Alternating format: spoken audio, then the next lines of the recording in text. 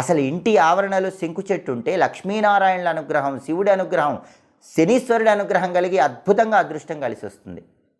శంకు పూలు వీళ్ళందరికీ ఇష్టం.